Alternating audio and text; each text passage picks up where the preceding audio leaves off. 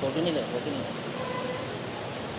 اللهم لك الحمد كما أنت صل وسلم على سيدنا محمد كما أنت وفعلنا ما أنت فإنك أنت أهل التقوى وأهل المحترم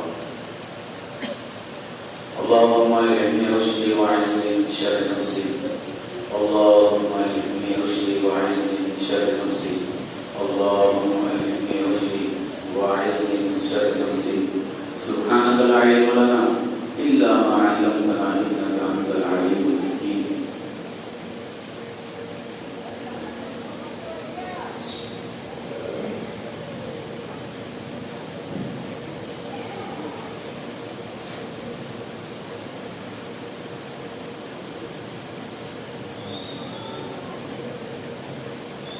میرے محترم بزرگوں اور دوستوں،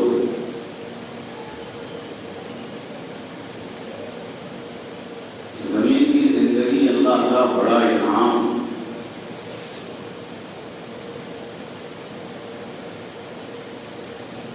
اور اس انعام میں اللہ کی پہچان کا مل جانا یہ اللہ کا دوسرا انعام۔ زمین پر بہت سارے ہیں جن کو ایک انعام ہے کہ زندگی مل گئی، لیکن وہ مخصوص لوگ ہیں جن کو اللہ نے ایک ساتھ دونوں انعام دیے۔ تم خوش نصیب لوگوں میں ہم ہیں کہ ہم پر اللہ نے دونوں اکرام کیا ہے، دونوں انعام دیا ہے۔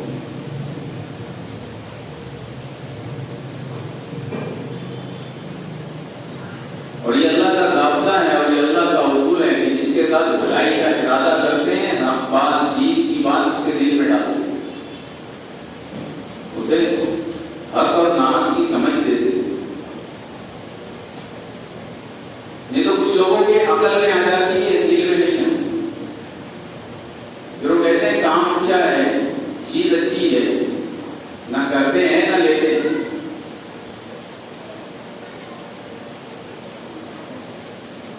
جیسے ایک صاحب آئے ابو طالب کے پاس، بولے آپ کے بھتیجے نے مجھے یہ باتیں سکھائی ہیں۔ تو ابو طالب نے کہا کہ میرے بھتیجے کا لایا ہوا دین سچا ہے یا جھوٹا ہے یہ بات کی بات ہے، لیکن میرا بھتیجا تمہیں اچھے اخلاق اور کریمانہ اخلاق کی تعلیم دے۔ ان کی بات مانیں، ان کی بات 40 سال آزمایا تھا مکہ کی زندگی کے اندر کہ اس بندے کی زبان سے کبھی جھوٹ نکلتا نہیں، دھوکہ کبھی دیتا نہیں۔ اتنا یقین ہو گیا تھا، اتنا یقین ہو گیا تھا کہ یہ کبھی غلطی سے بھی جھوٹ نہیں بولے گا۔ یہ لوگوں کو یقین ہو گیا تھا کہ یہ کبھی غلطی سے بھی اس کے منہ سے غلط لفظ نہیں نکل سکتا۔ اس لیے جب امیہ بن خلف کو برچا مارا نا تو اس نے چلاتے ہوئے کہا تھا تمہیں پتہ ہے یہ کس کی مار ہے؟ یہ محمد رسول اللہ صلی اللہ علیہ وسلم کی مار ہے۔ خدا لات اور عزا کی قسم اگر یہ وہ مجھ پر تھوک دیتے تو اس سے بھی مر جاتا۔ یہ یقین آیا تھا دیکھ دیکھ کر، یہ یقین آیا تھا۔ الگ الگ موقعوں پر انہوں نے حضور اکرم صلی اللہ علیہ وسلم کی صداقت کو اور آپ صلی اللہ علیہ وسلم کی سچائی کو آزمایا، اور ہر بار انہوں نے دیکھا تھا کہ اس کی زبان سے نکلا ہوا لفظ پورا ہوتا ہے۔ ابو جہل بند مٹی میں لے گئے، بولے کیا ہے؟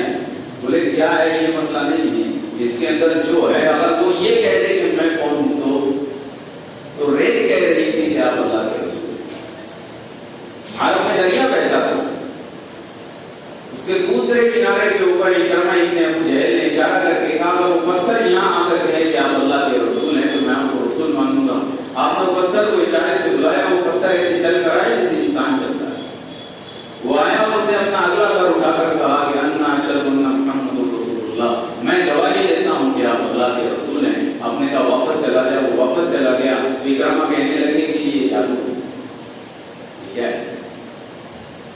جادو ہے یا تو صحابہ کی روایت ہے، حضرت ابو سفیان خود کہہ رہے بولے رات کا وقت تھا، اندھیری رات تھی، اللہ کے نبی کبھی کبھی حرم کے اندر ابتدائی زمانہ تھا، نماز فرض نہیں ہوئی تھی تو تہجد کی نماز پڑھنے جایا کرتے تھے، کبھی طواف کرنے جایا کرتے تھے۔ تو بولے میں حرم میں پہنچا، اندھیرا تھا، چاندنی کی روشنی تھی، تو مجھے ایک دوسری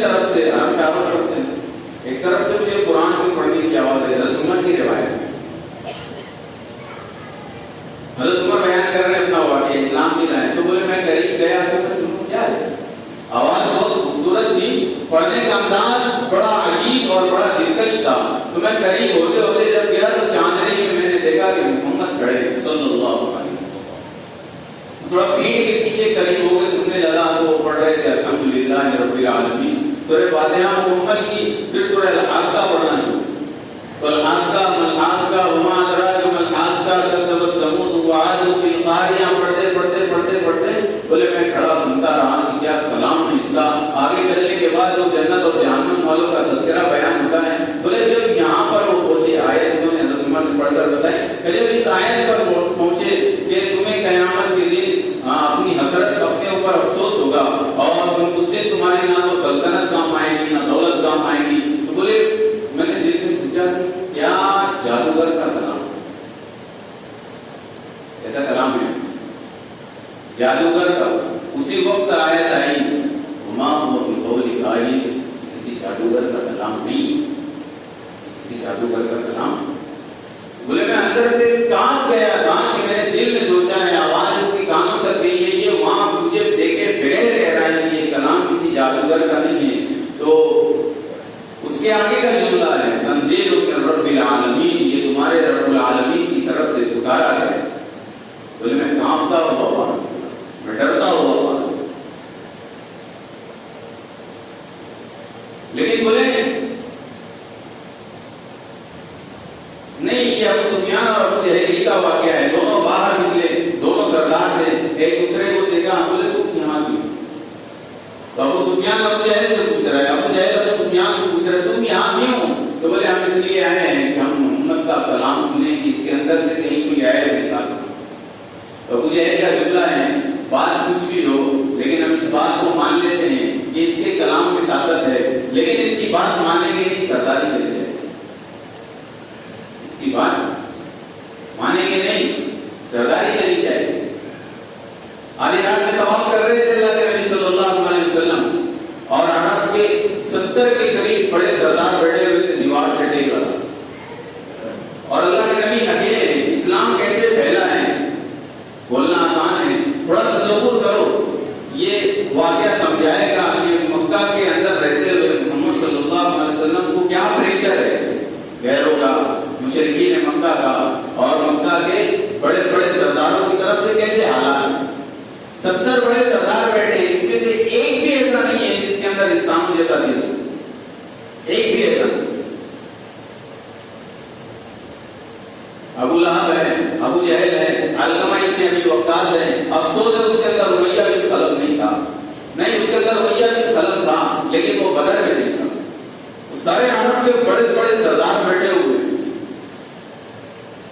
اور اللہ کے نبی طواف کر رہے تھے. وہ آپ کو دیکھ کر وہ بےہودہ اشعار کہہ رہے ہیں اور نازیبہ الفاظ کہہ رہے ہیں اور فحش باتیں کر رہے ہیں. اللہ کے نبی کو دیکھ کر آپ نے طواف ایک دفعہ مکمل کیا اور ان کی طرف آئے اور انہیں گھور کر کے. ہمارا حال یہ ہے کہ ایسے ماحول میں مسجد چھوڑ دیں ہے نا. پولیس کھڑی ہے، وہ آگے کرفیو لگا ہے، اذان دینے کے لیے بانی صاحب بیان دے دیں گے، مفتی صاحب اذان دے دیں گے، امام صاحب پڑھا دیں گے، آمنے سامنے والے آگے بڑھ لیں گے. مکہ کے 70 بڑے خوبار سردار بیٹھے ہوئے ہیں، ایک اکیلا ہے محمد رسول اللہ صلی اللہ علیہ وسلم. قرآن کہہ رہا ہے فَاصْدَعْ بِمَا تُؤْمَرُ وَأَعْرِضْ عَنِ الْمُشْرِكِينَ، جو آپ پر اتارا گیا ہے بلا خوف قدر انہیں بیان کیجیے. حالات ایسے ہیں کہ باہر نکلیں گے جان سے مار دیں گے. مشورہ دار ارقم میں بیٹھ کر رہے ہیں. ایک بنو غفار کا آگے کلمہ پڑھ رہا ہے کہ اتنا مار رہے ہیں، اتنا مار رہے ہیں کہ بے ہوش کر رہے ہیں. ابو بکر نے حمایت کی تھی ایک دفعہ تو اتنا مارا کہ بے ہوش ہو گئے. خاندان والے اٹھا کر لے گئے تو بال جھلتے تھے ابو بکر رضی اللہ عنہ کی ٹوپی وغیرہ سب گر گئی تھی. اتنے درندے تھے، ایسا مارا تھا کہ جب خون چھوڑایا گیا تو بال ہاتھ میں آ رہا. وہ لوگ بیٹھے غلام نہیں بیٹھے، وہ سردار بیٹھے جنہوں نے بنو تمیم کے بیٹے کا سر اتنی زور سے لوٹا تھا کہ بال ہاتھ میں آ گئے. وہ 70 سردار بیٹھے ہوئے تھے. آپ نے طواف ایک دفعہ مکمل کیا، انہیں گھور کر دیکھا، وہ چپ ہو گئے. پھر آپ نے دوسرا طواف شروع کیا، وہ پھر آپ کے خلاف نازیبہ باتیں اور غلط الفاظ کہنے لگے. آپ نے دوسرا طواف مکمل کیا، پھر انہیں گھور کر دیکھا، وہ پھر تھوڑی دیر کے لیے خاموش ہوئے. آپ تیسرا طواف شروع کیا تو وہ پھر آپ کو دیکھتے رہے. آپ نے وہ آپ کے خلاف پھر بولتے رہے. تو آپ نے تیسرا طواف مکمل کرنے کے بعد وہ اٹھے اور ان کی طرف دیکھ کر کہا کہ یہ جتنے بیٹھے ہو نا انتظار کرنا اور یاد رکھو کہ اس زمین پر میں تمہیں قتل کرنے کے لیے اتارا گیا.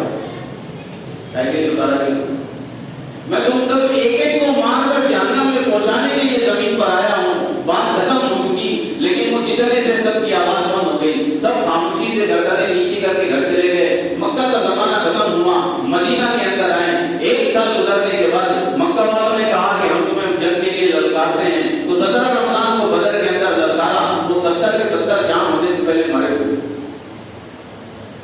صحابہ کو حکم دیا، عصر کی نماز سے پہلے حکم دے دیا تھا کہ 70 کی لاش بدر کے کنویں کے اندر ڈالو۔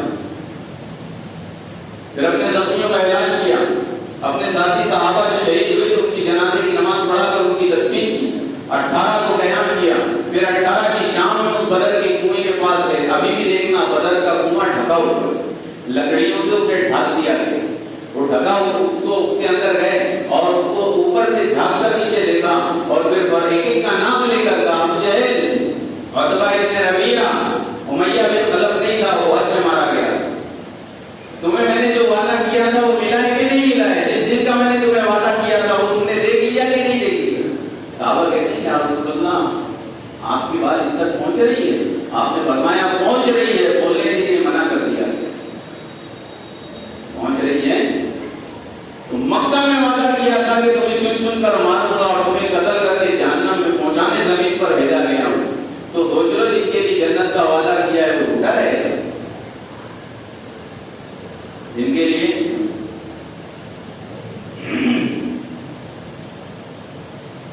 زمین کا سب سے سچا انسان ہے محمد رسول اللہ صلی اللہ علیہ وسلم۔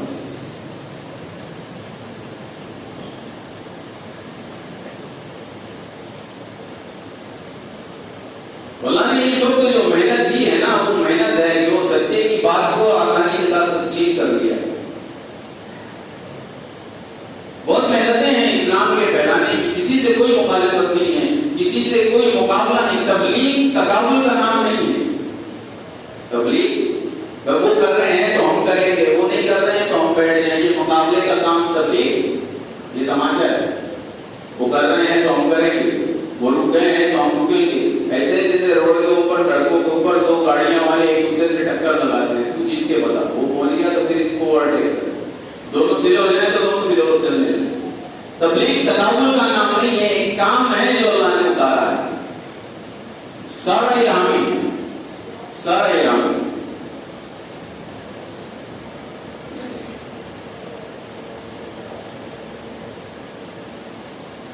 کہ کون سے وقت میں کس کی کیا ضرورت ہوتی ہے، یہ انسان سے زیادہ اللہ کو پتا ہے۔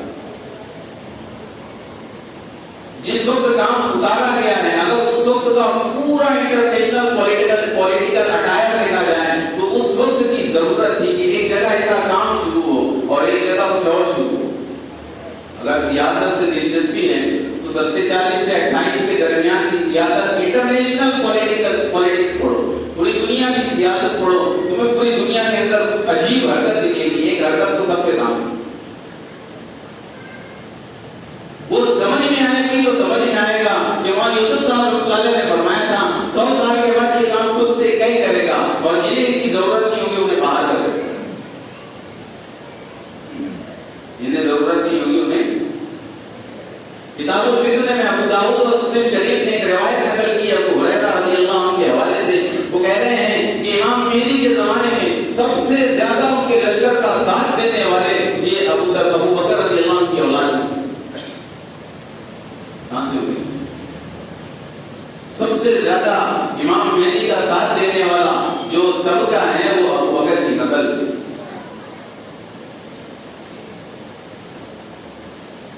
حضرت بخاری کی روایت ہے، ابو ہریرہ رضی اللہ عنہ کہہ رہے ہیں کہ حضرت عائشہ رضی اللہ عنہ کے حوالے سے انہوں نے نقل کیا ہے کہ مجھے بنو تمیم سے 3 وجہ سے محبت ہے، ابو بکر کے خاندان سے 3 وجہ سے محبت ہے۔ ایک یہ کہ غلام آیا حضرت عائشہ رضی اللہ عنہ کے گھر میں، تو آپ صلی اللہ علیہ وسلم نے حضرت عائشہ سے فرمایا اسے آزاد کر دو، یہ بنو تمیم سے